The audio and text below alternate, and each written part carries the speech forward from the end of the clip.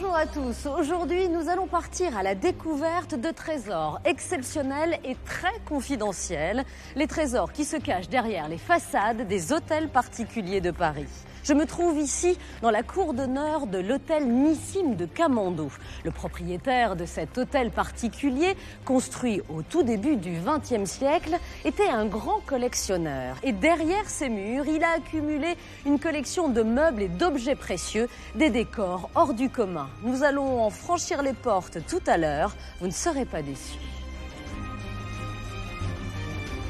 Du Moyen-Âge jusqu'à nos jours, l'histoire de Paris peut se raconter à travers ces hôtels particuliers. Nous allons donc remonter le temps pour découvrir derrière les hauts murs et les portes closes des trésors totalement insoupçonnés.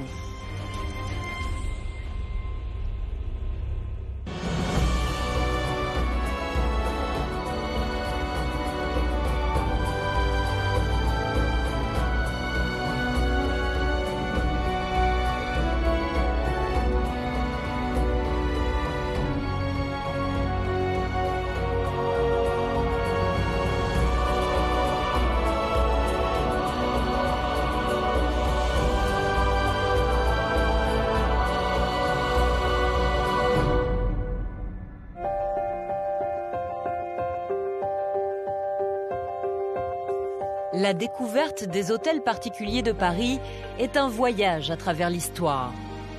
Nous irons dans le Marais, dans les demeures de la place des Vosges, là où, dès le règne d'Henri IV, les grands seigneurs du royaume se firent construire de véritables palais miniatures.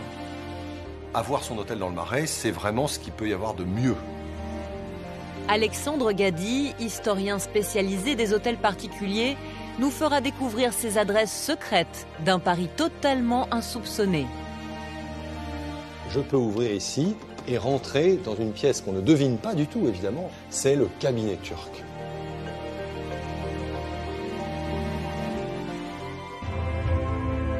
Sur la rive gauche de la Seine, nous découvrirons les décors fabuleux conçus au XIXe siècle par des hommes à la fortune démesurée. Lorsqu'on progresse dans ce vestibule, on tombe d'abord sur un escalier et on ne sait pas très bien ce qu'on va trouver d'autre. Des décors si précieux et fragiles qu'ils ne sont que très exceptionnellement accessibles. Ceux qui en ont la garde ont bien voulu nous en ouvrir les portes. Vous êtes ici dans l'appartement en enfilade du XVIIe siècle, le mieux conservé de Paris. Derrière l'apparat et les dorures, nous pénétrerons dans les coulisses de ces lieux qui ont été souvent le théâtre des événements importants de notre histoire. Comme le palais de l'Élysée, qui avant de devenir la résidence du président de la République, fut au moment de sa construction l'hôtel particulier le plus luxueux de Paris. On est dans ce qu'il y a de mieux. C'est-à-dire c'est l'un des plus grands hôtels, sinon le plus grand hôtel de Paris. Ce qu'il y a de plus spectaculaire encore aujourd'hui, c'est le grand escalier. Au cours de cette émission, nous ouvrirons des portes généralement hermétiquement closes. La présidence de l'Assemblée nationale, la résidence de l'ambassadeur d'Allemagne, l'ambassade du Qatar. Ces hôtels particuliers cachent derrière leur façade des décors somptueux auxquels nous avons pu avoir accès pour vous les faire découvrir.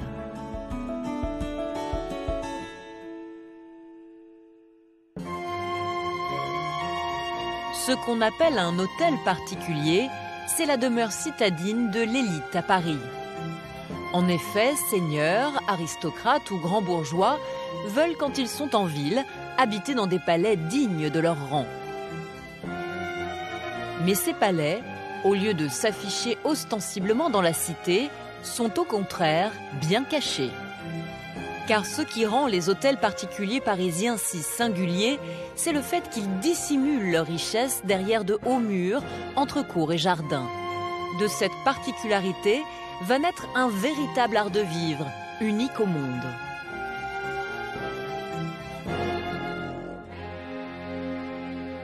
Au fond, la cour de l'hôtel, elle a beaucoup à voir avec le théâtre. On vient voir un spectacle, le spectacle de l'architecture, le spectacle du propriétaire dans son architecture, et ensuite le décor. Ces hôtels particuliers, entre cours et jardins, sont spécifiquement parisiens. Et s'ils sont construits de cette façon, c'est en lien direct avec l'urbanisme de la ville. Paris, ça nous paraît aujourd'hui une petite ville, mais c'était la plus grande ville du monde. Comme nous, les gens de l'époque sont gênés par le fait qu'il y a beaucoup de monde dans les rues, beaucoup de bruit, ça pue, il y a beaucoup d'animaux en liberté dans les rues. Donc, ce qui va avec les animaux, les excréments, les déjections divers. Donc, la rue parisienne d'une ville très peuplée, a beau être la capitale de la France, c'est quand même un endroit désagréable. Au XIVe siècle, Paris est bien différent de ce qu'il est aujourd'hui. Entouré de remparts, l'enceinte de Philippe Auguste, il est aussi bien plus petit. La ville s'étend déjà sur les deux rives de la Seine, mais compte moins de 253 hectares, l'équivalent de 2 arrondissements parisiens actuels. Le roi de France, Charles V, s'installe au Louvre, qui est alors une forteresse qui n'a rien à voir avec le Louvre d'aujourd'hui. Pour s'en rendre compte, il faut regarder ces enluminures d'un ouvrage unique au monde, Les riches heures du duc de Berry. Elles restituent la silhouette de l'impressionnante forteresse de l'époque.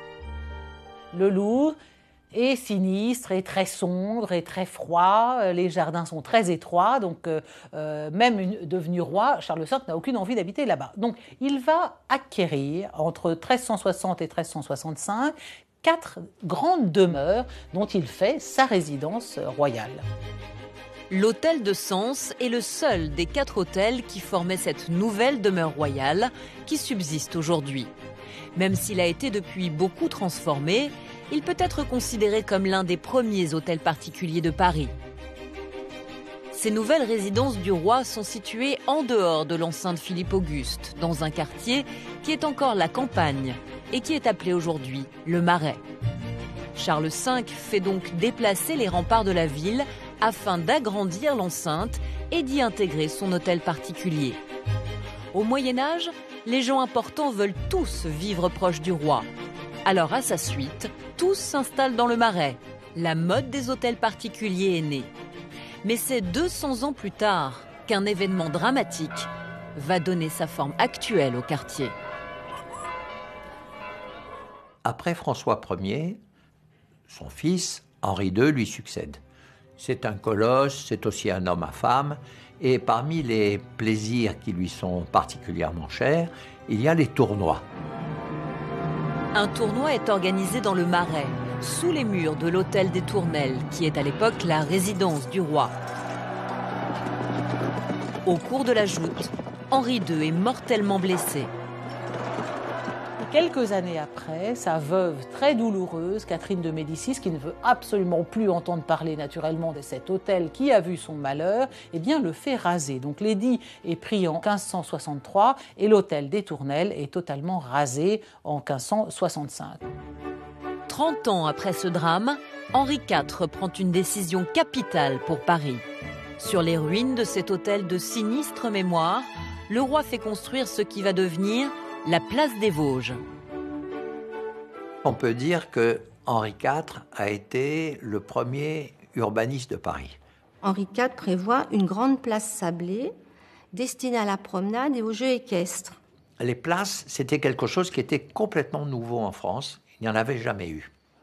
C'est un endroit qui va être très commode pour organiser des fêtes, peut-être des tournois encore, mais dans un décor complètement approprié, au lieu d'aller dans une cour d'hôtel particulier un peu incommode, ou alors tout simplement dans la rue, comme ça se faisait tout à fait couramment. C'est ainsi qu'est née la place royale, l'actuelle place des Vosges. Elle va devenir le cœur même de la vie économique, sociale et politique du XVIIe siècle.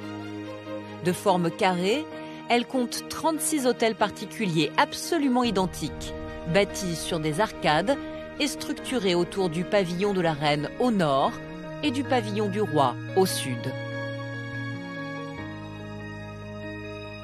Le roi ne dépense que pour construire les 2 pavillons les plus importants qui existent toujours aujourd'hui, qui s'appellent le pavillon du roi et le pavillon de la reine.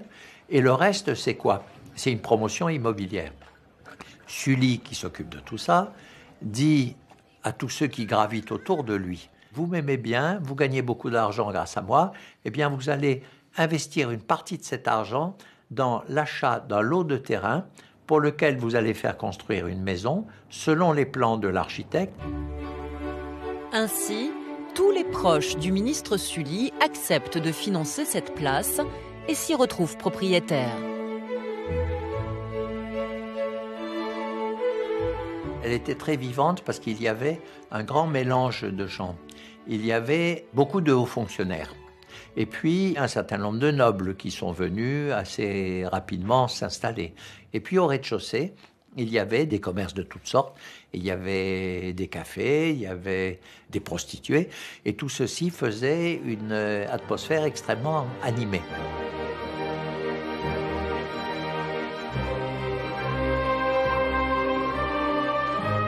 Derrière ces façades magnifiques, les propriétaires vont, pour manifester leur puissance et leur richesse, faire réaliser de somptueux décors. Ils ont malheureusement presque tous disparu, vendus pour beaucoup à des antiquaires étrangers. Nous avons retrouvé le seul qui ait été sauvegardé. Il se trouve aujourd'hui à quelques pas de la place des Vosges, réassemblé à l'identique dans l'hôtel Carnavalet, qui est aujourd'hui le musée de l'histoire de Paris. Il y a un texte de l'époque qui dit que c'était la pièce la plus ornée, la plus riche, la plus somptueuse et la plus dorée de tout le royaume. L'or semblait y avoir été déversé par lingots.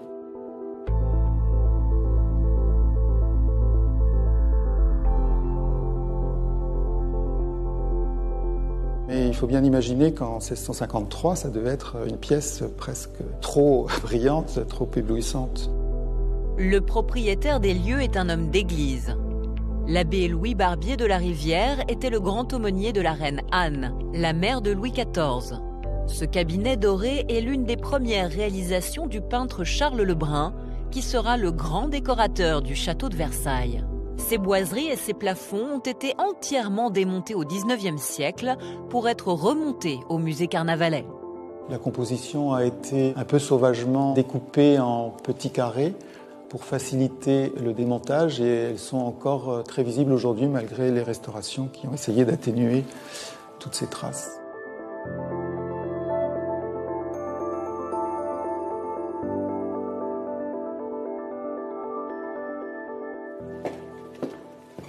Ici, nous nous trouvons dans ce qu'on appelle la grande chambre de l'hôtel de la Rivière.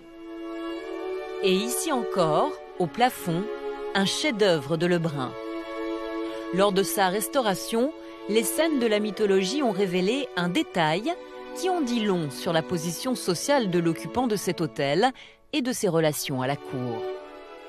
Vénus est représentée avec un visage qui semble être un portrait. Et donc on pense qu'il s'agit d'un portrait de la Grande Mademoiselle, autrement dit la fille de Gaston d'Orléans qui était le protecteur de l'abbé de la Rivière. La Grande Mademoiselle était la première princesse du royaume de France, c'était une des plus riches héritières d'Europe. Et être protégée par elle ou par sa famille, c'était quand même quelque chose de non négligeable. Donc lui rendre hommage aussi, c'était une bonne pratique de courtisan.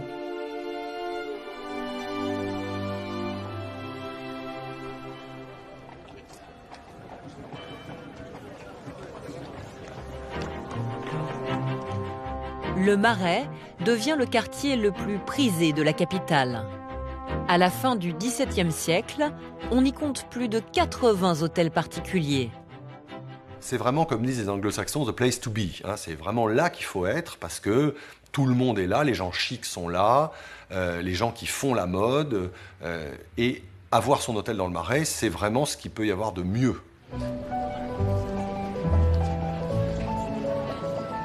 Pendant un siècle et demi, dans le Marais, les hôtels particuliers sortent de terre.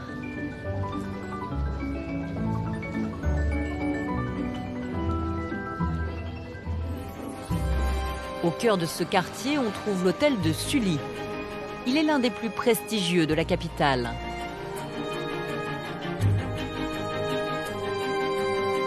Propriété du célèbre ministre d'Henri IV, l'hôtel de Sully cache derrière ses élégantes façades de splendides décors qui sont trop fragiles pour être accessibles au public. Et ça n'est que très exceptionnellement qu'il est possible de les filmer.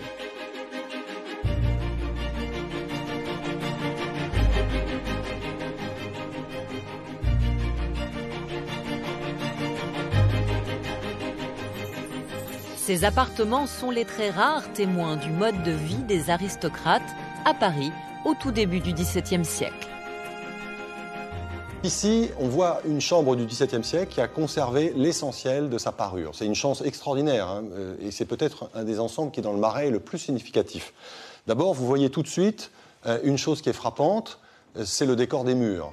Une boiserie extrêmement riche avec les chiffres des propriétaires, des tableaux incrustés en dessus de porte ou ici au-dessus de cet élément tout à fait admirable de sculpture avec ces sortes de chimères. Tous les détails sont tout à fait admirables. La deuxième chose qui est frappante, évidemment, c'est le plafond, qui n'est plus plat, mais au contraire ici, vous voyez, il y a un effet de volume, c'est légèrement voussuré, comme on disait, c'est-à-dire comme un effet de petite voûte, qui permet de mieux accrocher la lumière, et ça crée ce qui est le plus raffiné, ce qu'on appelle le plafond à l'italienne. Quand on reçoit chez nous aujourd'hui, dans les appartements et les maisons modernes, il y a une pièce qu'on appelle le salon. Alors à l'époque, le salon n'existe pas, ou plutôt il va exister, mais c'est trop tôt, hein. Et ici, on voit une combinaison de deux fonctions. La première, c'est vraiment la fonction de réception. On reçoit ses amis dans sa chambre, en réalité. Et puis il y a un deuxième aspect, c'est qu'évidemment, c'est aussi une chambre à coucher.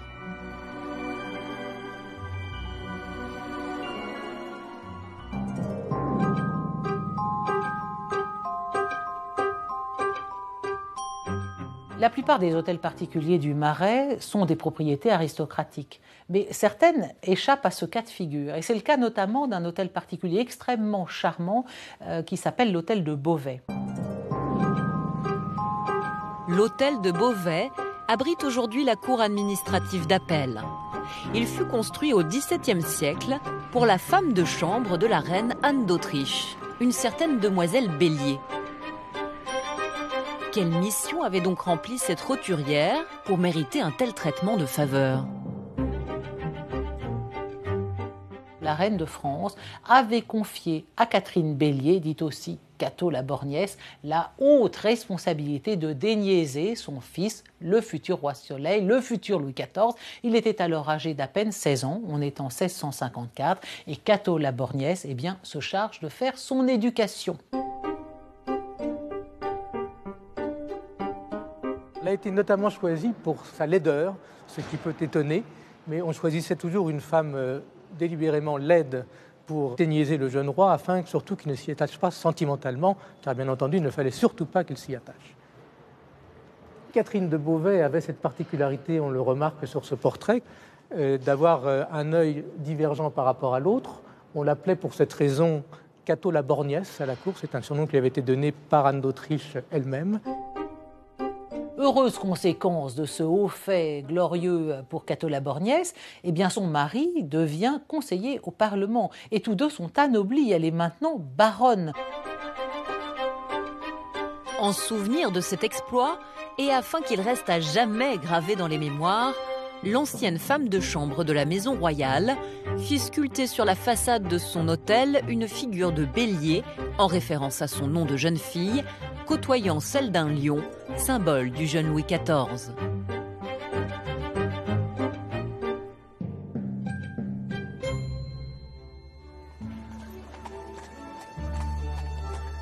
L'hôtel de Beauvais reste une exception dans ce Marais de l'Ancien Régime où la hiérarchie sociale semble immuable. Les aristocrates sont les grands détenteurs des hôtels particuliers, véritables vitrines de leur puissance. C'est le cas de l'un des plus beaux hôtels particuliers du Marais. Il abrite aujourd'hui les archives nationales. Sous Louis XIV, il était la demeure du prince de Soubise.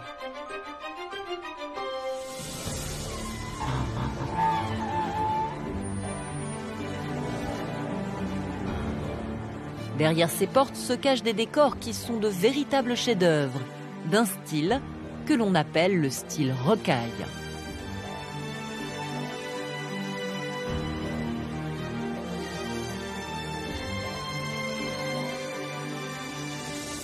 On a ici véritablement une des quintessences du décor Louis XV français.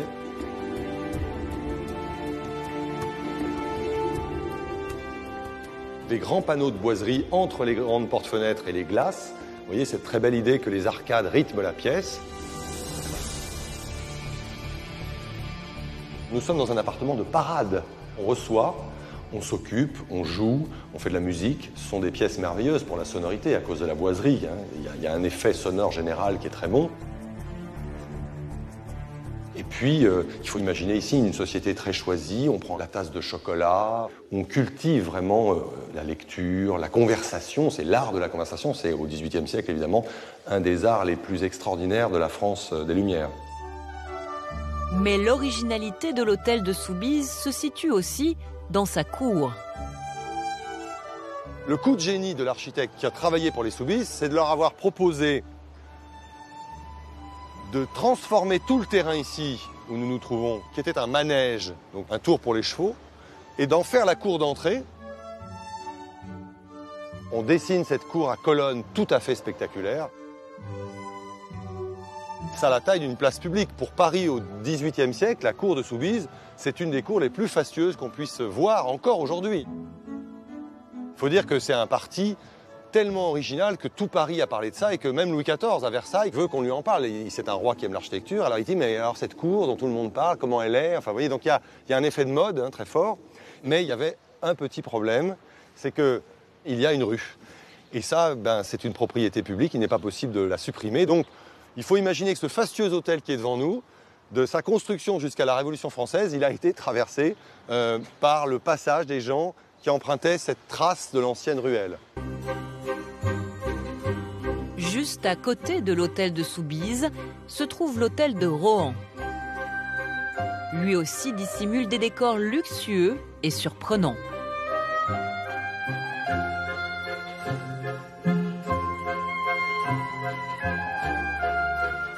C'est le cabinet du grand appartement de l'hôtel de Rohan. Donc une pièce vraiment destinée à une partie plus intime des réceptions et qui possède, d'où son nom, un décor de singerie, on appelle le cabinet des singes, qui sont dus en fait à ces panneaux de boiserie qui, au lieu d'être laissés en blanc et or, ce qui était la formule, on va dire, la plus courante, ont reçu, de la part d'un peintre qui s'en était fait une spécialité, Christophe Huette, ces personnages, ces petites scènes, avec des animaux, des singes donc, qui ont donné le nom, mais pas seulement des singes, on voit des chiens, beaucoup d'oiseaux, des papillons.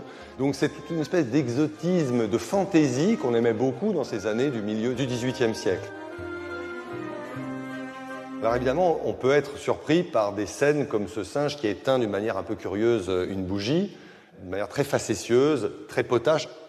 Mais il faut se souvenir que ce type de décor, ce sont des scènes où on multiplie les petits épisodes. Il faut intéresser l'œil, attirer l'œil. Alors on voit d'abord des choses qu'on croit assez classiques, puis quand on va dans les détails, on voyage en fait. Il y a un aspect très ludique dans ce décor qui rehausse la boiserie rocaille de ce cabinet et qui lui donne tout son prix, qui fait tout son charme en fait. Ces deux merveilles d'architecture annoncent pourtant la fin prochaine du quartier du Marais. Bientôt, de nouveaux quartiers vont attirer les riches et les puissants.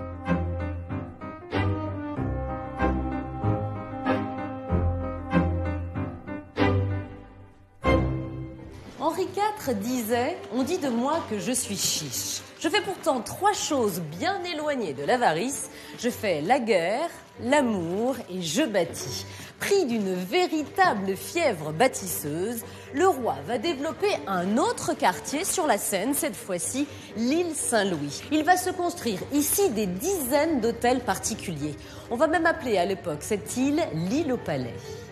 Alignés le long des quais, ces hôtels particuliers donnent tous sur la Seine. Habités pour la plupart par leurs propriétaires, ils sont donc inaccessibles au public.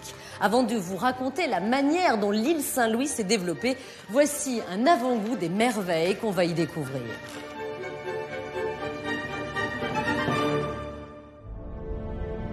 Depuis le palais du Louvre où il s'est installé, Henri IV a donc de nouveaux projets pour Paris.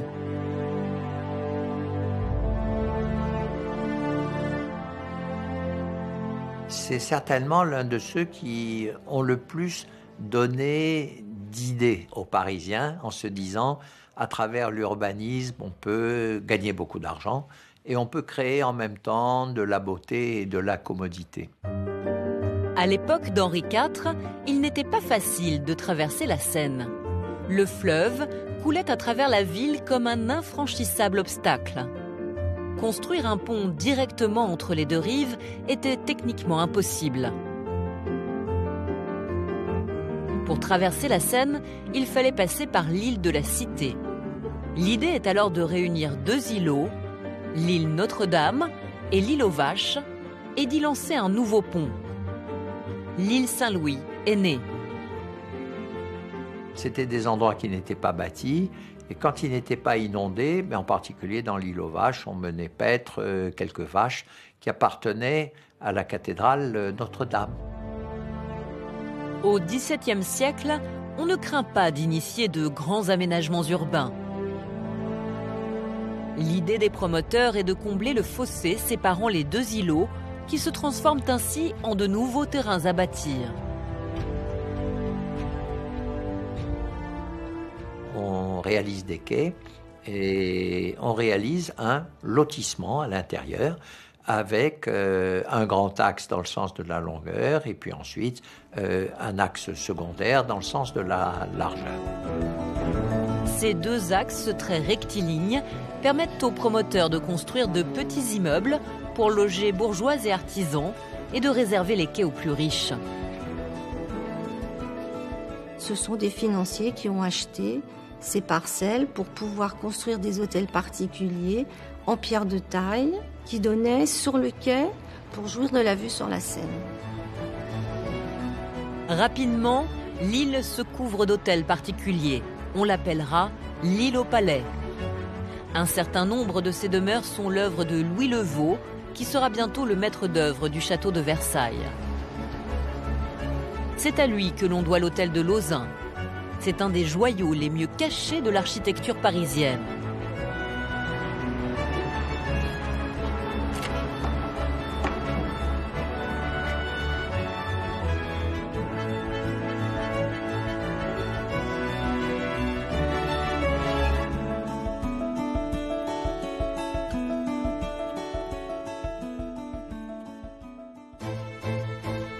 L'enfilade de l'hôtel de Lauzun est spectaculaire. Un effet d'optique particulièrement réussi, une perspective destinée à donner un effet de profondeur et à impressionner les visiteurs. Généralement, la première pièce, c'est une chambre de parade qui est la plus grande chambre, là où le maître des lieux va vraiment trôner pour recevoir, dominer l'assemblée. Et il y a encore après un ou plusieurs cabinets destinés à se retirer pour être davantage dans le secret, dans l'intimité ou dans la contemplation.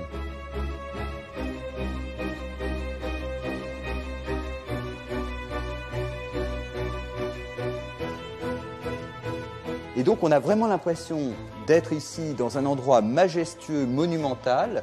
En fait, l'ensemble de cet appartement d'apparat occupe une surface d'environ 100 mètres carrés. On a l'impression d'un véritable château du XVIIe siècle en plein cœur de Paris. C'est un peu Versailles ou Vaux-le-Vicomte en concentré.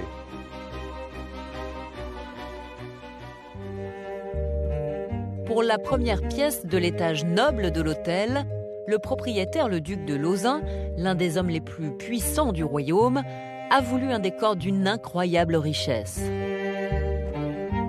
Nous avons la démonstration même de l'art du XVIIe siècle qui a horreur du vide. Il n'y a pas 1 cm² qui ne soit pas peint, doré, sculpté. On ignore complètement la destination de cette pièce. C'est un cabinet entièrement lambrissé.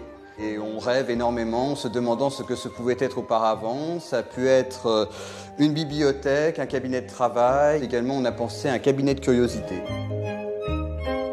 Ces lambrises extraordinaires dissimulent des portes dérobées.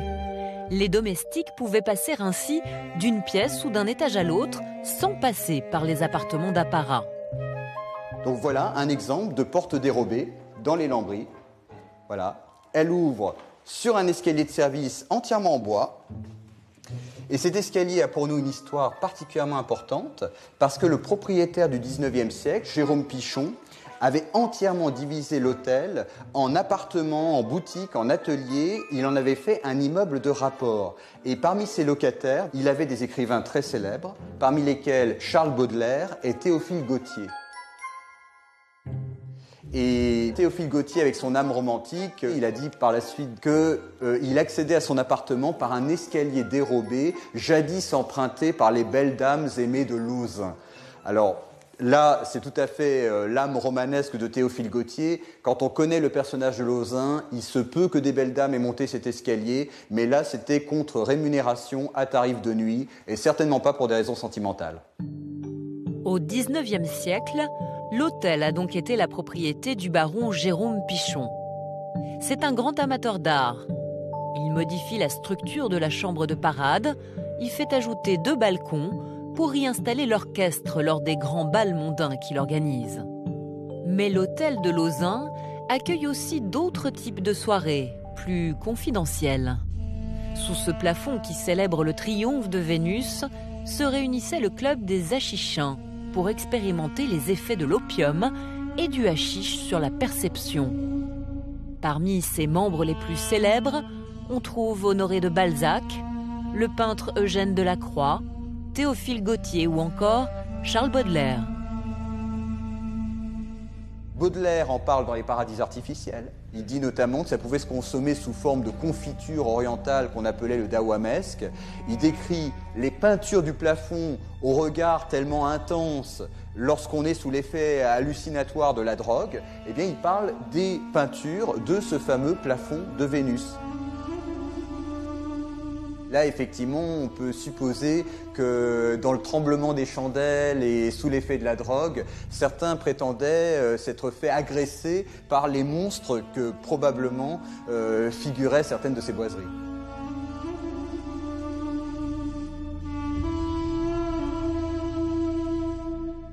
Au milieu de ces boiseries et de ces dorures, on est vraiment plongé dans la magie de l'histoire. Au début du règne de Louis XIII, on commence à se sentir un peu à l'étroit à Paris. La capitale compte près de 400 000 habitants, il va falloir pousser les murs. Au XVIIe siècle, Paris va commencer son expansion vers l'ouest.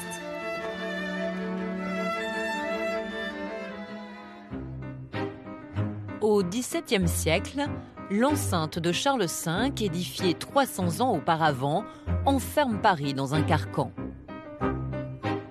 La population de Paris, sous Louis XIII, augmente.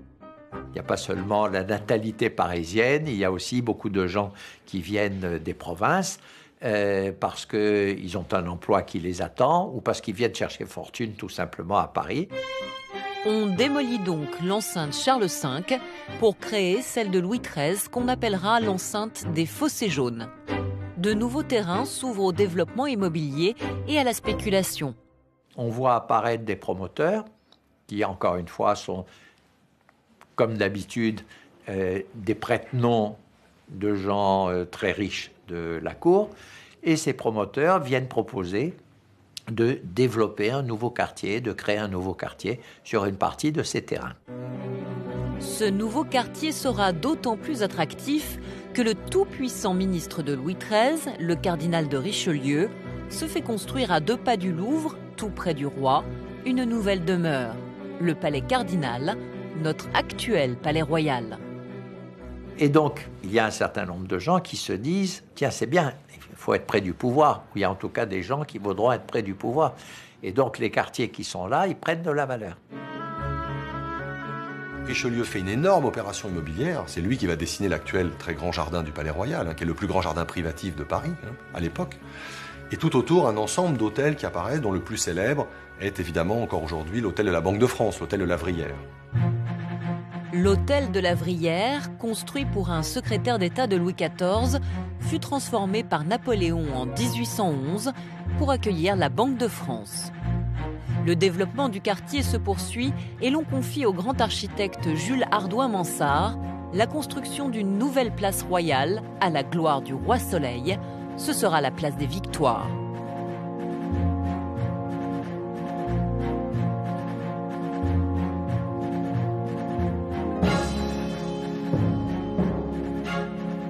Il dessine ensuite la place Vendôme, qui va devenir l'une des plus belles places du monde. Les façades de 26 hôtels particuliers s'y regardent comme dans des miroirs.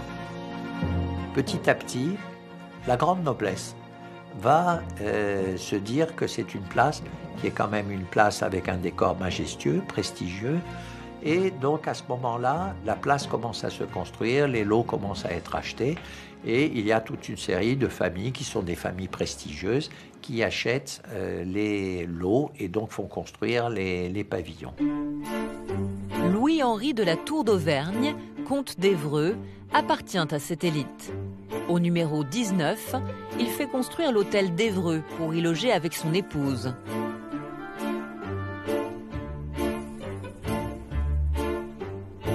Cet hôtel accueille aujourd'hui des réceptions privées.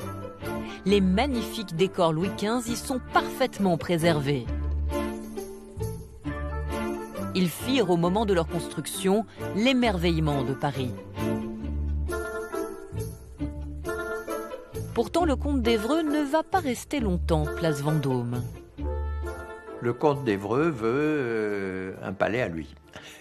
Il veut un palais à lui où il soit, j'allais dire, plus à l'aise, où il puisse se faire dessiner quelque chose qui est plus ample que simplement un hôtel enclavé place Vendôme avec un voisin à gauche, un voisin à droite qui ont exactement les mêmes dimensions. Il a besoin d'un confort particulier et d'un prestige particulier. Le comte d'Évreux va chercher le bon quartier.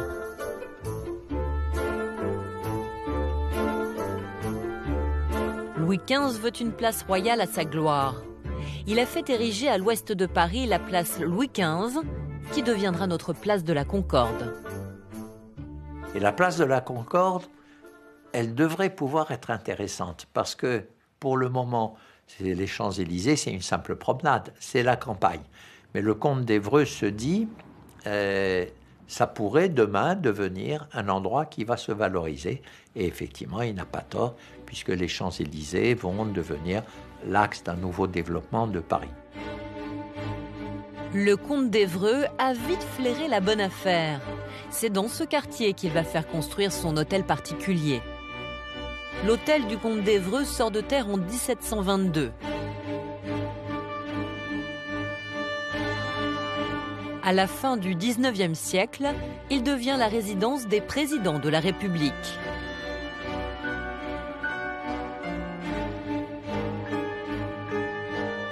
Nous avons été autorisés à pénétrer à l'Élysée pour y faire revivre les fastes des siècles passés.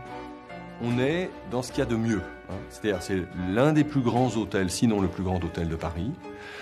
Grande cour d'honneur, double basse-cour. Grand corps de logis central, avec 2 grands appartements d'apparat au rez-de-chaussée et au premier étage. Et derrière, un immense jardin dont les frondaisons se confondent à la fin avec celles des Champs-Élysées. En 1753, la marquise de Pompadour, la favorite en titre de Louis XV, achète l'hôtel d'Évreux. Elle y ordonne de grands travaux pour lui donner encore plus d'éclat et bien marquer sa position.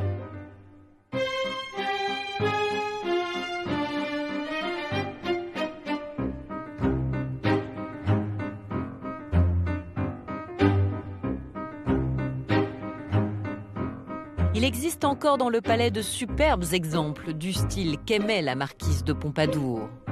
Le salon des ambassadeurs où sont aujourd'hui reçus les chefs d'État et le salon Pompadour, son ancienne chambre.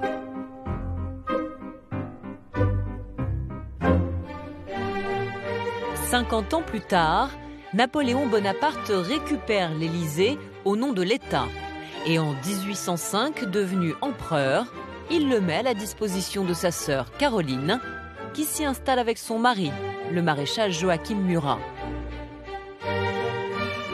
Caroline dépense des fortunes pour remanier le palais et le décorer dans un style empire, au goût du jour. Ce qu'il y a de plus spectaculaire encore aujourd'hui, c'est le grand escalier. Il n'y avait pas d'escalier dans l'hôtel. C'est un escalier à l'impériale, avec une rampe très originale, d'ailleurs avec des palmettes. C'est une chose unique à Paris. Un escalier à l'impériale, un nouveau décor. Ne manquait plus à l'Élysée que de grands bals pour asseoir le statut de la sœur de Napoléon. Au rez-de-chaussée, dans ce que l'on appelle aujourd'hui le salon Murat, se pressent les dignitaires de l'Empire. En 1808, l'empereur offre à Caroline le trône de Naples. À son départ, il s'installe à l'Élysée. Napoléon Ier aime ce palais. C'est ici qu'il vient se réfugier en 1815, quand l'Europe coalisée l'écrase à Waterloo. C'est un empereur extrêmement choqué qui arrive à ce moment-là, épuisé par la campagne, mais surtout par ce qu'on pourrait appeler la fuite de Waterloo, parce qu'il a voyagé quasiment sans dormir depuis la fin de la bataille, donc depuis le soir du 18 juin. L'empereur a chevauché 3 jours durant. Et c'est dans l'intimité du Salon d'Argent qu'il rédigera son abdication. Ce petit salon aux boiseries argentées est caché dans les appartements privés du président. Les caméras n'y pénètrent presque jamais. Cette pièce chargée d'histoire a même été le théâtre de la mort d'un président.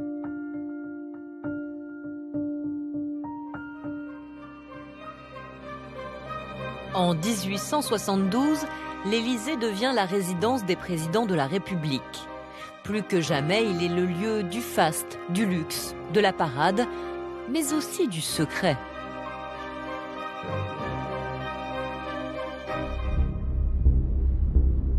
Nous sommes le 16 février 1899, en fin d'après-midi. Le président Félix Faure s'est retiré dans le salon d'Argent. À 18h, on donne l'alerte. Le président a fait un malaise. Son épouse et sa fille accourent. Le soir même, son décès est annoncé à la presse. Version officielle, le président est mort d'une hémorragie cérébrale. Ce n'est que 9 ans plus tard que les Français apprendront la vérité. Félix Faure n'était pas seul ce soir-là dans le salon d'Argent. Il est mort dans les bras d'une femme, Marguerite Stanel, sa maîtresse. C'est elle qui a donné l'alerte. On avait préféré cacher ces circonstances sulfureuses aux Français. Mais à l'Élysée, déjà à l'époque, nul ne pouvait être certain d'être à l'abri d'une indiscrétion. Palais des secrets, siège du pouvoir, de ces petites et grandes tragédies, l'Élysée est un hôtel bien particulier et dès le XVIIIe siècle, il va donner le la à tout un quartier qui va devenir le symbole même du luxe dans le monde entier. Nous voici maintenant dans le vestibule de l'hôtel Nissim de Camondo. Il fut construit pour un des financiers les plus importants du début du XXe siècle. Il va y organiser les fêtes les plus brillantes des années folles. On peut s'en rendre compte par la taille imposante de ce hall d'entrée. C'est ici qu'en descendant de son fiacre, on se débarrassait de ses affaires avant de gravir cet escalier qui mène au grand salon que nous allons découvrir tout à l'heure. Pour l'instant, nous allons franchir la Seine. C'est autour d'une des plus anciennes abbayes de Paris que va se développer un nouveau quartier. Un quartier devenu légendaire dans le monde entier, Saint-Germain-des-Prés. Alors que la rive droite de la Seine se développe, la rive gauche, elle, semble endormie autour de ses couvents et de ses universités. L'endroit n'était pas un endroit particulièrement attractif. En plus, les étudiants étaient remuants, ils se battaient en duel, ils cassaient les fenêtres, ils molestaient les bourgeois, etc. Donc l'endroit, encore une fois, n'était pas considéré comme très attractif. Mais quand Marie de Médicis, la mère du roi Louis XIII, décide d'y faire construire un palais, le palais du Luxembourg, la physionomie du quartier s'en trouve bouleversée. À partir du moment où il y a eu le palais du Luxembourg, les environs se sont en quelque sorte un peu assagis, un peu normalisés, et des gens de la noblesse en particulier ont commencé à y faire construire. Les parcelles se vendent comme des petits pains, les hôtels se construisent vraiment à un rythme soutenu, puisque en 1720, on recense 50 hôtels, alors qu'en 1750, il y en a plus de 200. Ce nouveau quartier en pleine expansion, c'est le faubourg Saint-Germain. Il se construit autour de l'abbaye de Saint-Germain-des-Prés, la plus ancienne de Paris. Il attire non pas les opportunistes qui cherchent la proximité du pouvoir, mais la noblesse d'épée la plus ancienne. Les magistrats sont plutôt restés sur la rive droite, aussi bien au Marais que autour du Palais Royal, de la place des Victoires, de la place Vendôme. Les financiers restent plus sur la rive droite. En tout cas, le Faubourg Saint-Germain, c'est un endroit noble et chic à part. Ça devient une adresse en soi, et le problème, c'est pas d'avoir un très bel hôtel, c'est d'avoir un très bel hôtel ancien là. Et c'est plus tout à fait la même chose que de courir après la mode et d'aller d'un quartier à un autre. À l'ouest du Faubourg Saint-Germain, en bord de Seine, se trouve l'un des hôtels particuliers les plus luxueux de la capitale. L'hôtel de Lassay est aujourd'hui la résidence officielle du président de l'Assemblée nationale.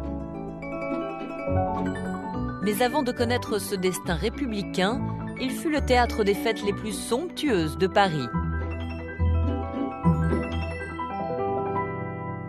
Construit au XVIIIe siècle pour une princesse royale, l'hôtel de Lassay va devenir la demeure de l'un des personnages les plus importants du Second Empire, Charles de Morny, le demi-frère de l'empereur Napoléon III.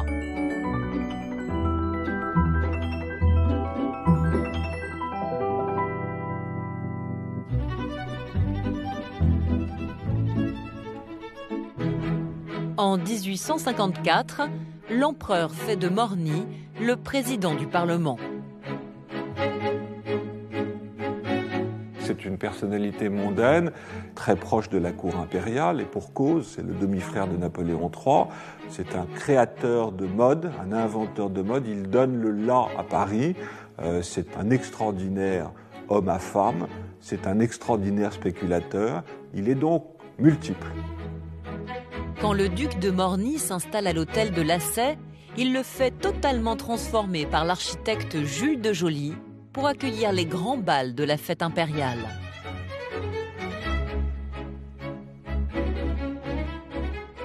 Il avait besoin non pas d'un appartement, qui est maintenant à l'étage, dans la surélévation, mais il avait besoin d'un ensemble extraordinaire de salons pour recevoir. Et donc il a aussi dû réfléchir au changement d'échelle entre maison et palais. Et c'est pourquoi il a fait une chose qu'on ne voit pas de manière courante, voyez, c'est ce qu'on appelle le bas lambris, donc la partie basse des murs, qui arrive jusqu'à cette pièce qui est la simèse. Elle est beaucoup plus haute que ce qu'on trouve. Normalement, ça s'arrête là. Donc il a dilaté le mur, et ça lui a permis de replacer les décors Louis XV, et ensuite il a dilaté le plafond, puisqu'il a surélevé chaque pièce de 60 cm pour donner beaucoup plus d'ampleur, beaucoup plus de volume. L'architecte a eu une autre idée, remplacer les miroirs de cheminée par des arcades. On se demande s'il y a un miroir, mais en fait non, c'est bien la pièce d'à côté qu'on voit. Mais comme la pièce d'à côté est le sosie de celle-ci, puisque c'est les mêmes modèles de boiserie, il y a une espèce d'effet troublant pour le spectateur, très intéressant comme réalisation. Là aussi, on voit bien comment on est passé d'appartements privés du XVIIIe, qui avaient un caractère plus intime, plus charmant, à des pièces d'apparat très démonstratives. L'hôtel particulier joue un rôle majeur dans le mode de vie de cette société triée sur le volet. Dans l'hôtel qu'on appelle particulier, il y a une dimension sociale extrêmement développée. On reçoit beaucoup, on donne beaucoup à voir. Et qui dit grande réception dit moyen. Il y a des hôtels qui ont 30 couverts tous les soirs. Hein, parce que ça fait partie de cette sociabilité, de cette haute société. Dans les hôtels de l'aristocratie ou de l'élite impériale ou de l'élite de la cour impériale, les bals faisaient fureur sous le Second Empire. C'était l'époque des crinolines et de la valse, bien entendu.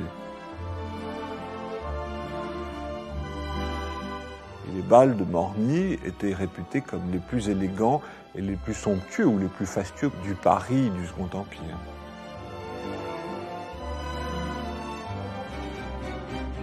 Le bureau du duc de Morny est aujourd'hui le bureau d'apparat du président de l'Assemblée nationale. C'est là qu'il reçoit ses hôtes de marque pour les cérémonies d'État. Cette pièce a un autre nom, elle s'appelle le cabinet du départ. Et ce départ, c'est le moment où le président de l'Assemblée nationale quitte ses appartements, son hôtel, pour aller rejoindre, à travers la Galerie des Fêtes, sa fonction de président de la Chambre.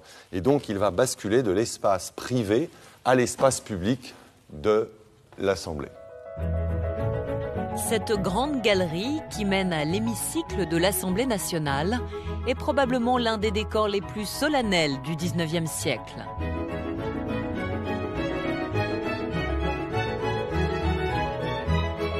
Et ce qui est important ici, c'est que c'est un décor de la fin du règne de Louis-Philippe, et il en reste en fait assez peu. On en a quelques exemples dans des grands châteaux. Et donc, c'est une pièce très importante pour l'histoire de l'art décoratif en France. Comme l'hôtel de la Sey, de nombreux hôtels du Faubourg Saint-Germain sont passés des mains de l'élite aristocratique à celles des hauts dignitaires de la République.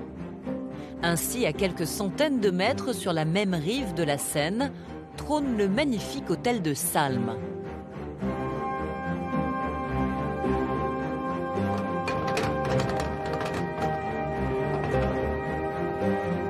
Cet hôtel, au destin exceptionnel, a connu les heures parmi les plus violentes de notre histoire et a bien failli disparaître dans un incendie.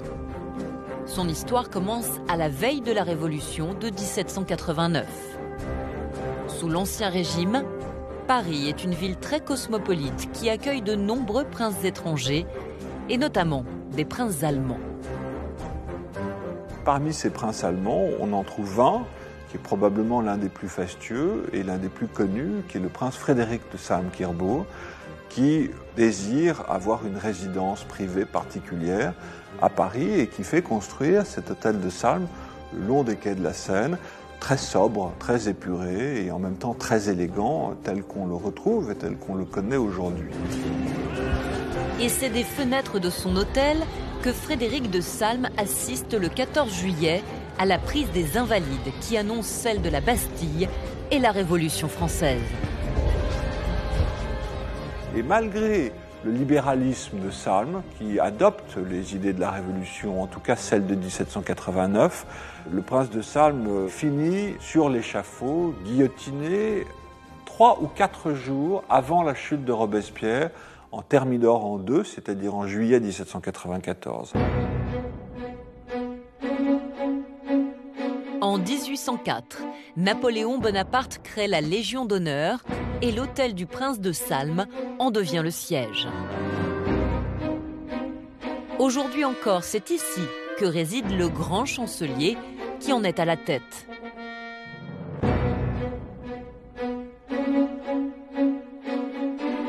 Vous êtes ici dans le vestibule de l'hôtel de Salm. Alors, il y a un événement important qui se produit dans la vie de l'hôtel, c'est l'incendie le 23 mai 1871, à l'époque de la Commune.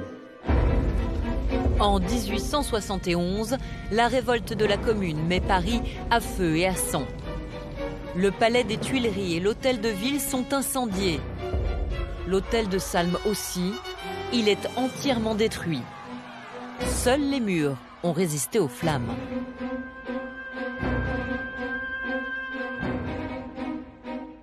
Et s'il a été reconstruit, c'est grâce à l'énergie de cet homme, le général Vinoy, qui était le grand chancelier à l'époque de l'incendie, et qui le reconstruit tout de suite avec une souscription des légionnaires.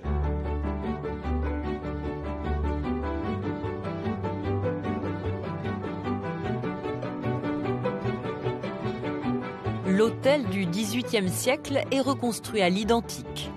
La décoration, en revanche, est totalement renouvelée dans le style empire, à la gloire du fondateur de la Légion d'honneur. Le cœur de l'hôtel, c'est le salon des grands chanceliers. C'est ici que sont remises les décorations. Napoléon Bonaparte, le fondateur, domine.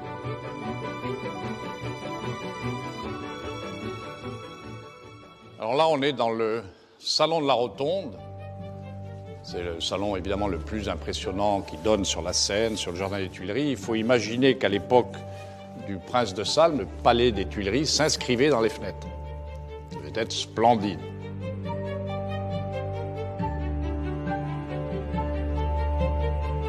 Le mobilier de ce salon provient du palais des Tuileries et du château de Saint-Cloud, des palais incendiés au moment de la Commune.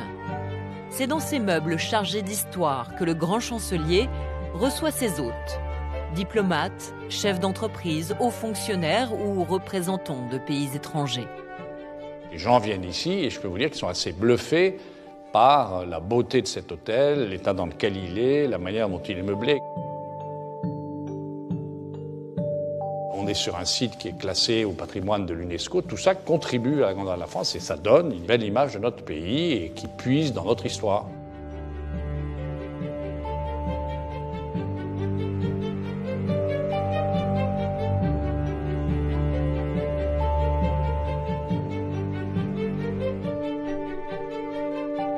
Les hôtels particuliers du Faubourg Saint-Germain sont tous d'un style classique ou néoclassique. Mais il en est un, dans la rue de Lille, qui surprend encore les historiens d'art. C'est l'incroyable hôtel de Beauharnais.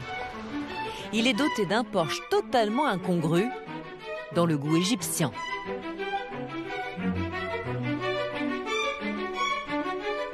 Cet hôtel est depuis 1871 la résidence de l'ambassadeur d'Allemagne.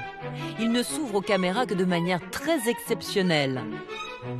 Il renferme pourtant les plus somptueux décors du Premier Empire de tout Paris. Un décor strict, influencé directement par l'empereur Napoléon et ses campagnes militaires, comme celle d'Égypte.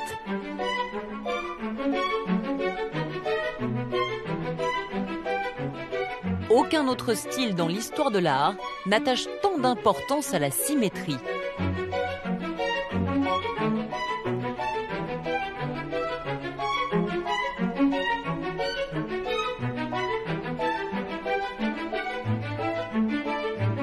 Ce trésor d'architecture est l'œuvre d'Eugène de Beauharnais, le fils de Joséphine. Nous sommes en 1803. Eugène a alors 22 ans. Quand Napoléon lui offre cet hôtel particulier, le jeune homme y engloutit des fortunes. Eugène de Beauharnais était un fils aimant et derrière lui, eh bien, c'était Joséphine qui avait la haute main sur l'aménagement, les travaux, les embellissements à apporter à l'hôtel de Beauharnais. Et Joséphine ne va pas lésiner sur la dépense. Elle s'entoure des meilleurs artistes de son temps et fait de cet hôtel le plus fastueux de tout l'Empire. De quoi faire jaser dans l'opinion. Pour son hôtel de Beauharnais, rien n'était trop beau. Ce sont des millions, des centaines de milliers de francs qui vont être engloutis à sa demande. Ce qui crée, ce qui va conduire et provoquer une énorme colère. On sait que Bonaparte était toujours soucieux des dépenses de sa femme, qu'il la réprimandait sans cesse et qu'il demandait à contrôler ses dépenses. Napoléon est furieux. Mais Joséphine a réussi avec cet hôtel à créer un style véritablement unique. Ici, il y avait une transparence très forte. On voit d'ailleurs qu'il y a 3 arcades ici. En fait, il y a une porte aujourd'hui et 2 arcades bouchées. Les 3 arcades étaient ouvertes. Donc ça donne à celui qui entre ici une vive impression. Parce que d'abord, on voit le grand escalier d'honneur, qui est un signe toujours de la bonne échelle de la puissance de la personne qui vous accueille. Et puis ensuite, on voit tout de suite le jardin avec cette pièce qui est devenue plus tard la bibliothèque d'Eugène, qui s'est refermée sur elle-même et qui est une pièce absolument extraordinaire.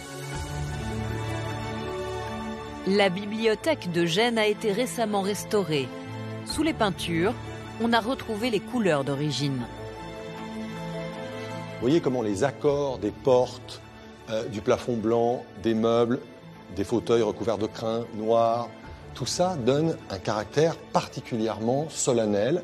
On est exactement ici, dans un espace tel que Eugène a pu le connaître, avec les mêmes contrastes de couleurs.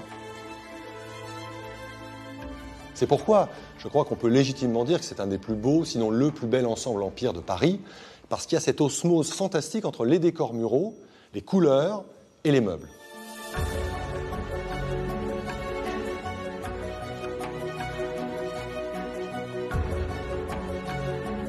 Dans le salon de musique, les murs reprennent les thèmes chers à l'Empire.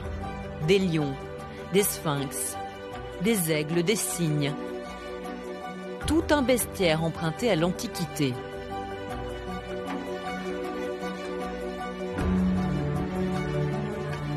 Mais ces murs dissimulent aussi le jardin secret d'Eugène de Beauharnais.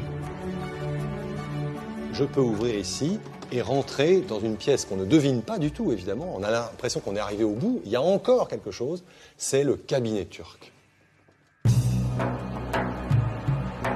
Eugène est aux côtés de Napoléon lors de la campagne d'Égypte. Il ramène dans sa mémoire des couleurs, des ambiances et tout un univers qu'il fait recréer ici. Il a fallu pour l'architecte concevoir une pièce qui montre évidemment qu'on est dans un Orient qui est complètement de façade. C'est que l'organisation de la pièce est complètement française. Tout est symétrique, la fenêtre est au centre, il y a 2 portes en enfilade, une cheminée française, même si elle a un décor évidemment oriental, avec son système, le foyer, les pieds droits, tout ça c'est très français, la tablette. Mais en même temps, évidemment, il faut donner à croire à cet Orient. Donc on va utiliser ce motif peint sur le mur assez merveilleux, ces arcades en accolade, et puis alors surtout la frise, avec ces scènes d'un sultan et de sa suite, et le plafond, il y a même une calligraphie, vous voyez, arabe, tout à fait remarquable. Tout ça est censé nous plonger dans l'Orient. Autant ici on est dans cette ambiance, autant à Paris, au moment où on a fait ce petit boudoir, on est dans quelque chose de rarissime. Rarissime et très cher. Excédé par toutes ses dépenses, Napoléon finit par confisquer l'hôtel à son beau-fils pour en faire un lieu de réception. En 1871, l'hôtel devient l'ambassade de l'Empire allemand et le restera jusqu'en 1945. Après la guerre, l'État français confisque l'hôtel pour y mettre un département des affaires étrangères. Puis en 1962, le général de Gaulle le restitue à la République fédérale d'Allemagne. Depuis lors, il retrouve peu à peu sa splendeur. Ici, il faut imaginer que pendant des années, la France avait là des bureaux de fonctionnaires, d'une annexe d'un ministère en réalité. Et donc quand les Allemands ont retrouvé l'hôtel en 1962, il était dans un très mauvais état, donc il y a eu une grande campagne de travaux. C'était un peu un cadeau empoisonné. Le mobilier avait été relativement préservé, mais il fallait tout restaurer. Les tentures, retrouver les tableaux, retrouver les meubles égarés. C'est un gouffre financier pour l'Allemagne, aujourd'hui encore. Et depuis, on n'a pas cessé de restaurer. On tente de retrouver les décors d'origine, comme pour ces tissus de couleur verte, appelés verts gourgourants. En regardant les traités anciens et la façon dont on accrochait les rideaux sous l'Empire, on a pu proposer une restitution incroyable de la manière d'accrocher des rideaux, qui sont eux-mêmes des pièces qui ont demandé des heures de travail pour toutes les parties, justement, comme celle-ci, qui viennent enjoliver et qui font la différence entre un tissu banal et une grande œuvre d'art à partir donc des modèles de l'Empire. Regardez le travail sur les galons. Ça, c'est tout à fait incroyable, hein. C'est des heures et des heures de travail.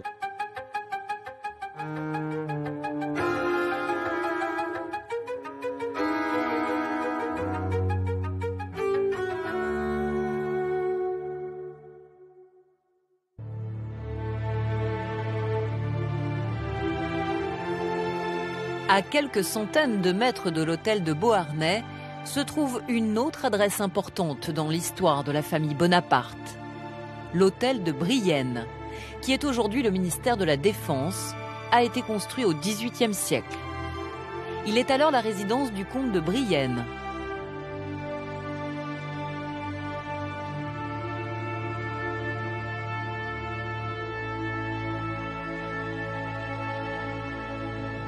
En 1787, le comte est guillotiné et l'hôtel confisqué par les révolutionnaires.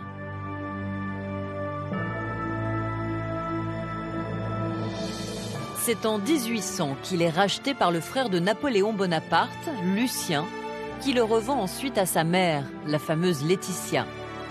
L'hôtel devient alors le palais de Madame Mère de l'Empereur. Certaines pièces témoignent encore du faste qui y régnait. En 1817, l'hôtel devient la résidence du ministre de la Guerre. S'il cesse d'être un hôtel particulier, l'hôtel de Brienne va être le témoin de certaines des heures les plus tumultueuses de notre histoire. C'est dans ce bureau, récemment restauré à l'identique, que Clémenceau organisa les campagnes militaires de 1917.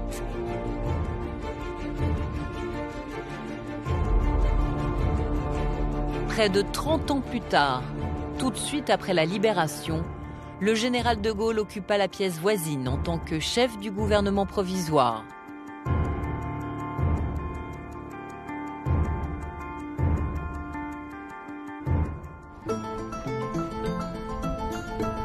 Au XIXe siècle, de nombreux hôtels particuliers vont devenir les ambassades de puissances étrangères.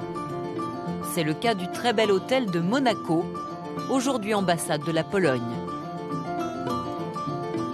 Bâti au XVIIIe siècle, cet hôtel a été modifié profondément au siècle suivant par le riche banquier anglais William Williams-Hope, qui va lui donner toute son originalité.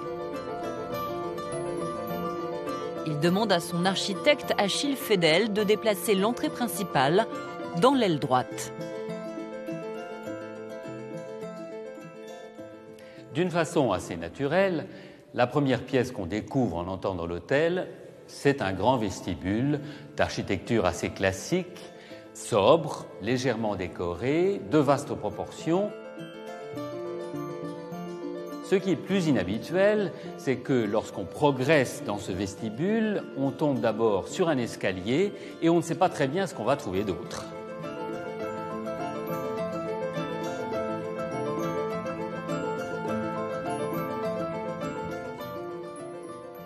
Alors le sens du théâtre de l'architecte Fedel est particulièrement évident quand on arrive ici, puisqu'on croyait en fait arriver sur un palier aveugle et on se trouve en réalité en bas d'un grand escalier d'apparat. Le but est certainement d'en imposer aux invités de William Williams-Hope, parce que vous avez une progression d'espace en espace assez intelligemment organisée, de façon à ce que vous ne sachiez jamais ce que vous allez trouver. Et en haut de cet escalier, on ne sait pas très bien non plus ce que l'on va découvrir.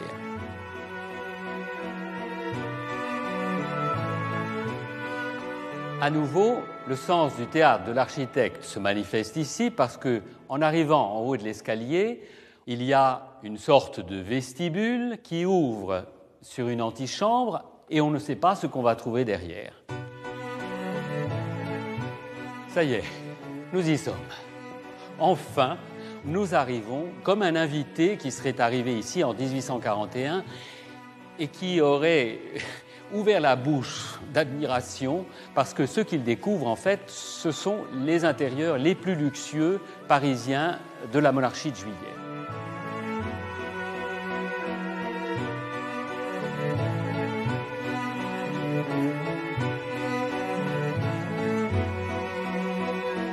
Ici, les murs imitent le marbre grâce à une technique d'enduit et de peinture venue d'Italie. Dans le second salon d'apparat, c'est au niveau du sol qu'il faut regarder. Ici, le parquet est conçu comme une fantastique œuvre d'ébénisterie avec des bois qui sont d'ordinaire utilisés pour l'ébénisterie des meubles.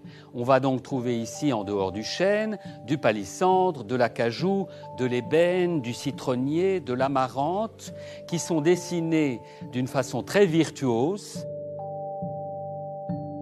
C'est une des plus belles choses que je connaisse de cette nature. Au XIXe siècle, l'hôtel de Monaco fut le cœur de la vie mondaine parisienne. Les plus grands artistes de l'époque y étaient invités, et c'est là qu'un soir, le génie de Chopin fut révélé au tout Paris. Frédéric Chopin l'écrit dans sa correspondance avec l'un de ses amis. Il dit « Le fiacre et les gants blancs me coûtent plus cher que ce que je gagne, mais sans eux, je ne serai pas de bon ton. » Donc quand on est à l'hôtel de Monaco, l'esprit de Chopin est là, ce qui lui donne une touche de romantisme supplémentaire. Avec le Faubourg Saint-Germain, Paris termine son expansion sur la rive gauche. C'est désormais de l'autre côté de la Seine que de nouveaux quartiers vont attirer, au XIXe et XXe siècle, une nouvelle élite et que vont surgir de terre de nouveaux hôtels particuliers, toujours plus luxueux.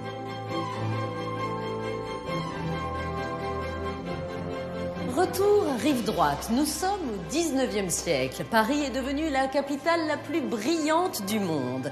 Les hôtels particuliers cessent d'être le privilège des nobles et des aristocrates. Les industriels et les financiers, comme ici à l'hôtel Nissim de Kamando, veulent eux aussi montrer leur puissance.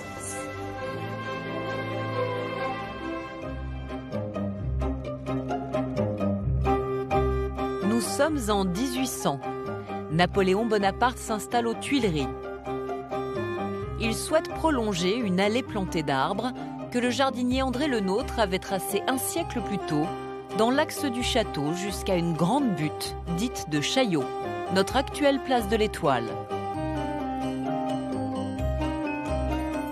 L'allée est dessinée par Le Nôtre est l'embryon de ce qui deviendra l'avenue des Champs-Élysées. Alors au début, la promenade des Champs-Élysées, c'était un endroit où venaient se réfugier les cambrioleurs, il y avait des filles de mauvaise vie, etc. Il y avait des égouts en bas de l'avenue des Champs-Élysées, 2 égouts à ciel ouvert qui traversaient la place de la Concorde. Donc tout ça, on y met un terme. Au cours du 19e siècle, cette promenade va être petit à petit aménagée. On confie à l'architecte Jacques Hittorf le soin de la valoriser. Il n'y a pas de plan d'urbanisation à cette époque, mais il y a un certain nombre de gens qui ont le regard avisé et qui se disent, un jour ou l'autre, ce quartier va se développer autour de l'axe des Champs-Élysées. C'est le cas d'une certaine Esther Lachmann, dit la comtesse de la Païva. Nous sommes en 1856. Esther Lachmann, qui est née dans la misère du ghetto de Moscou, défraie la chronique en se faisant construire l'hôtel particulier le plus luxueux de Paris. Cet hôtel est aujourd'hui le siège du très sélect Travelers Club. Seuls ses 730 membres ont le droit de franchir le porche de ce lieu mythique qui fut au XIXe siècle l'antre de l'extravagance et de la démesure.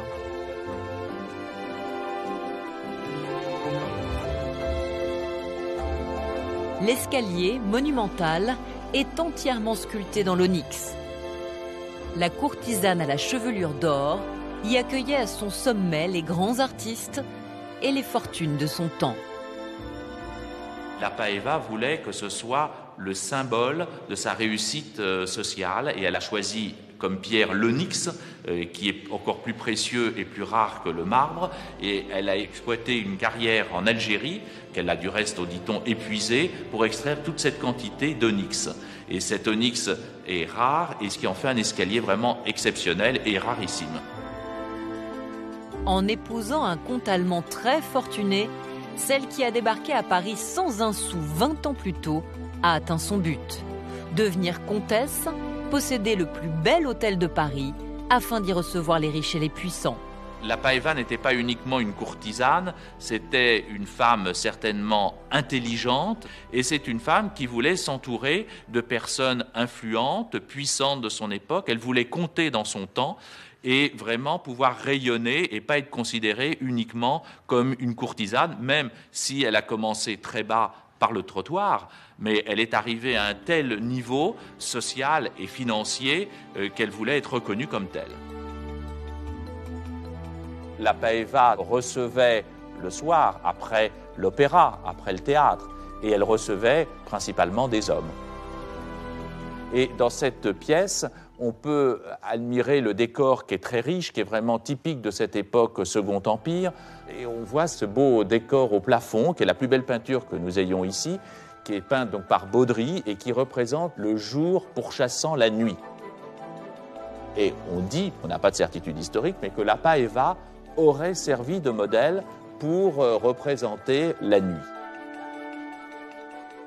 Car ici, la Païva est partout.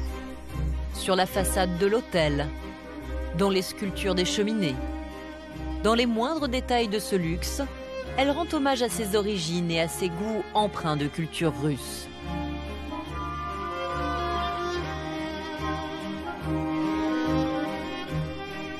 La Païva aimait beaucoup les pierres dures. C'est pour ça que dans cet hôtel, on voit du lapis azulis, on voit également de la malachite, on voit bien sûr l'onyx dans l'escalier d'honneur et d'autres marbres. Et tout ce goût pour ces pierres-là viennent de ses origines en Russie, où on utilise énormément ces pierres-là pour embellir les monuments.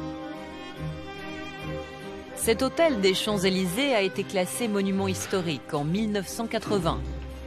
Depuis, des campagnes de restauration se sont succédées sous le contrôle des monuments historiques. C'est la salle à manger de la Païva qui est aujourd'hui en chantier et qui réserve quelques surprises.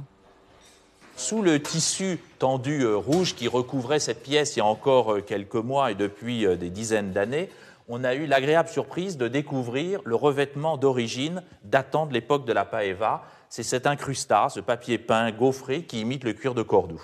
Et on a pu faire rééditer donc l'incrustat avec les mêmes motifs et les mêmes couleurs. L'or paraît beaucoup plus chatoyante là parce qu'elle n'est pas oxydée. Ce genre de découverte permet aux restaurateurs de conserver la mémoire et l'esprit de la Païva. Une femme d'excès et de démesure qui aimait l'or jusqu'à en recouvrir ses murs.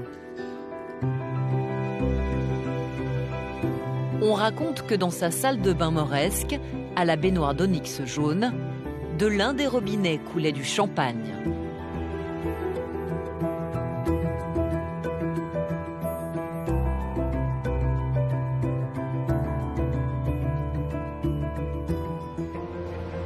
L'hôtel de la Païva est le dernier hôtel particulier conservé en l'état sur l'avenue des Champs-Élysées. Les autres sont devenus des bureaux. Mais la place de l'Étoile réserve, elle, quelques surprises. La construction de l'Arc de Triomphe, commencée en 1806 par Napoléon Ier, est achevée 30 ans plus tard, sous le Second Empire. Sur les terrains vagues qui l'entourent, on souhaite aménager une place. Et cette place de l'Étoile, elle doit être monumentale, parce que tout le reste est monumental. L'avenue Foch est monumentale, les Champs-Élysées sont monumentaux. Et donc, Haussmann fait dessiner par Hittorf, toujours le même, les dessins des hôtels particuliers qu'on appelle les hôtels des maréchaux, qui sont tout autour de la place de l'Étoile. Le plan est rigoureusement le même, le nombre d'arbres est le même, le choix des essences d'arbres est imposé. Donc c'est complètement, si je peux me permettre de le dire, caporalisé. Mais ça atteint, si vous voulez, un degré de prestige considérable. Les hôtels des maréchaux attirent ainsi l'élite du Second Empire, de grandes fortunes, des financiers, des collectionneurs d'art. Au numéro 1 de la rue de Tilsit, l'hôtel porte le nom de sa première propriétaire, la marquise de Carcano. Il accueille depuis 2005 l'ambassade du Qatar. Cet hôtel ne se visite pas. Et de manière tout à fait exceptionnelle, l'ambassadeur qatari a accepté que nous y entrions avec Alexandre Gady, qui le découvre en même temps que nous.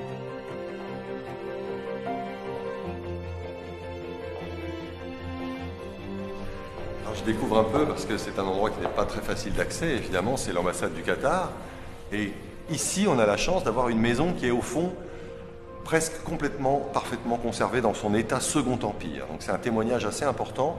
Et là, on voit un vestibule et qui est très marquant par son style. Vous voyez, un style néo-renaissance, très précieux, une très belle mosaïque au sol. On retrouve des fonds mosaïqués, vous voyez ces fonds d'or avec les rinceaux blancs dans les arcades. Et surtout, ce qui est très paradoxal, a priori, ce sont les deux niveaux. Et ça donne un effet de loggia, quelque chose comme un petit théâtre de poche. C'est assez brillant alors que l'espace au sol est très réduit. Le rez-de-chaussée ne peut pas être habitable, on est trop près des nuisances sonores, visuelles, olfactives de la rue. Donc il faut se mettre bien sûr au premier étage. Donc il y a une sorte de rez-de-chaussée très surélevé et là un étage de service.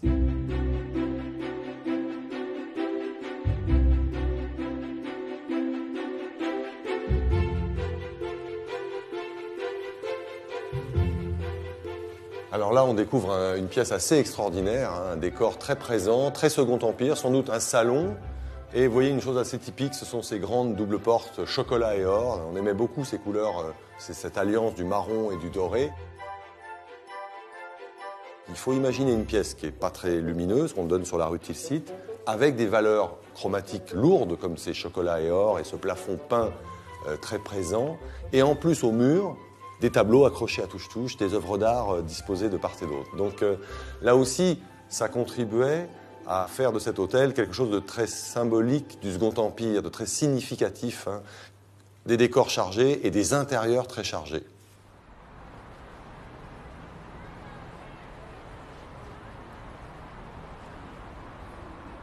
Ici, il faut bien imaginer qu'on n'est pas du tout dans le cas traditionnel des vieux hôtels du centre de Paris avec des noms de vieilles familles françaises. Là, on est chez les nouveaux riches. Le Second Empire a besoin de nouveaux espaces, de nouveaux territoires pour des bourgeois, des banquiers, des industriels qui ne sont pas toujours acceptés par la vieille société aristocratique. Donc chacun doit conquérir son territoire. Là, il y a un effet très spectaculaire parce que la scène urbaine est magnifique. On est à la fois dans Paris, mais on est aussi, jusqu'en 1860, à la limite de Paris. Paris s'arrêtait à l'Arc de Triomphe. Et c'est pourquoi ces hôtels représentent quelque chose de l'histoire du Second Empire.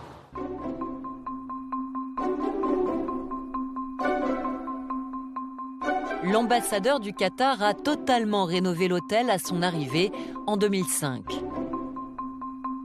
Il a confié au grand décorateur Alberto Pinto le soin de retrouver les décors d'origine. Ainsi, la chambre à alcôve de la marquise de Carcano est désormais le bureau de l'ambassadeur. Beaucoup sur la rive droite et dernier, si je peux dire, chapitre de l'expansion de Paris sur la rive droite, c'est la plaine Monceau. L'ancien petit village de Monceau était sous l'Ancien Régime un important lieu de chasse. Il va devenir à la fin du 19e et au début du 20e siècle le quartier des banquiers, des industriels, des hommes d'affaires. Ceux que l'on appelle les Rothschild de l'Orient, la famille Camondo, vont s'y faire bâtir un hôtel particulier. Nous sommes à la fin du 19e siècle. La famille Camondo est arrivée à Paris en provenance de l'Empire ottoman avec la volonté de laisser derrière elle un certain nombre de souvenirs et de s'installer très durablement, de s'enraciner en France. Pourquoi la France ? Parce qu'ils avaient reçu une éducation extrêmement francophile et francophone et que ça leur paraissait naturel. C'était là où il fallait vivre.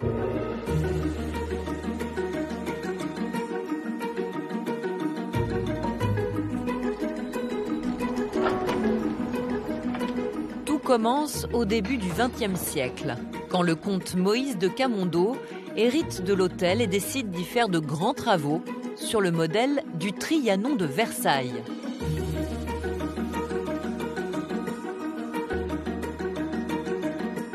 Le grand projet de Moïse de Camondo avait été, dès le départ, de ressusciter ce que pouvait être l'art de vivre à la française au XVIIIe siècle, qui était pour lui le plus beau des siècles pour ce qui est de l'art, de la peinture, évidemment de l'architecture, des tapisseries, de tout le reste. Moïse est un grand collectionneur d'art. Petit à petit, il constitue une extraordinaire collection d'œuvres et de mobilier du XVIIIe siècle.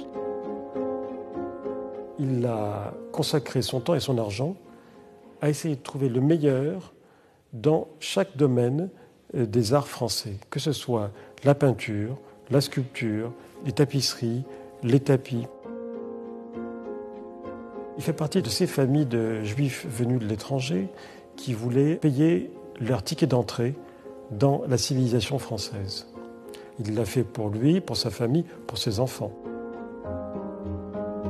Et des enfants, Moïse en a deux. Une fille, Béatrice, et un fils, Nissim.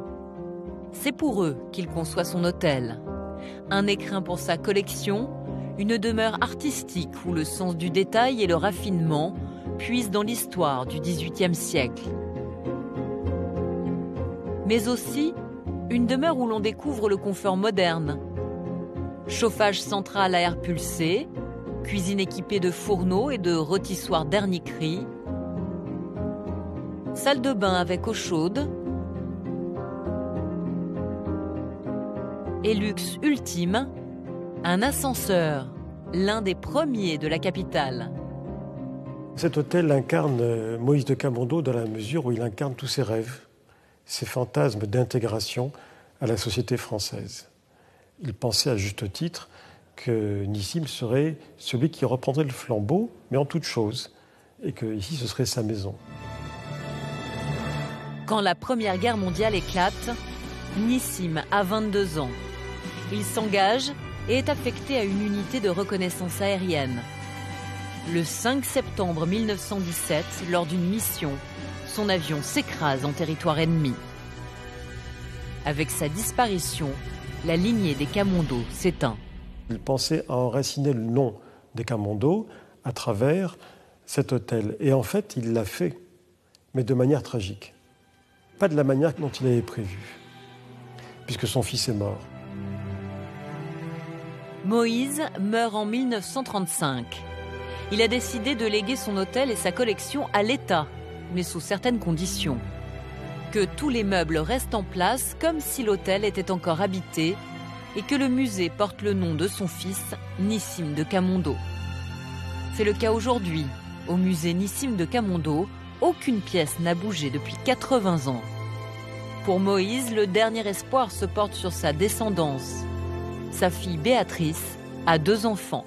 Le fait qu'il y ait Béatrice, sa fille, et ses propres enfants à elle, un garçon et une fille, lui, c'est un espoir que même si le nom pouvait s'éteindre, le culte de cette famille, son histoire, allait se perpétuer à travers eux.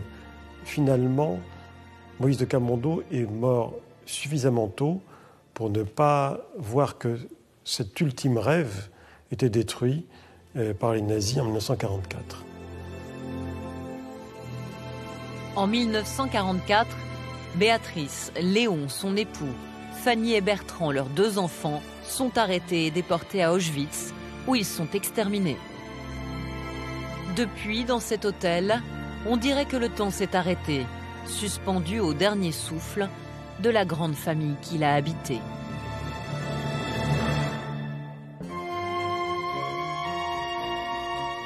Les hôtels particuliers parisiens nous racontent une histoire, celle de notre capitale, de son élite. Aristocratique, intellectuelle ou financière. Véritable merveille d'architecture, ces palais miniatures dissimulent au-delà de leurs portes des trésors.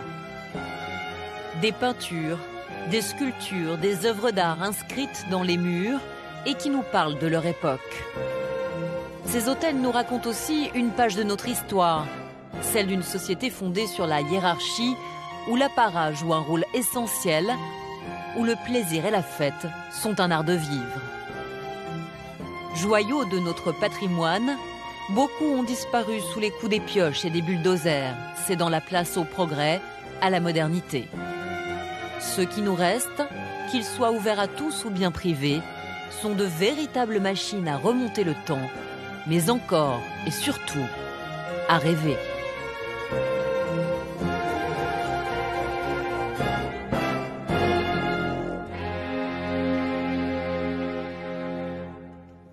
Voilà, c'est ici que notre voyage se termine dans les salons de l'hôtel Nissim de Camondo où rien n'a bougé depuis qu'il nous a été légué par Moïse de Camondo. Cet endroit magnifique et émouvant est ouvert au public, alors je vous conseille vivement de venir le visiter. Merci beaucoup pour votre fidélité. On se retrouve très prochainement pour découvrir de nouveaux trésors.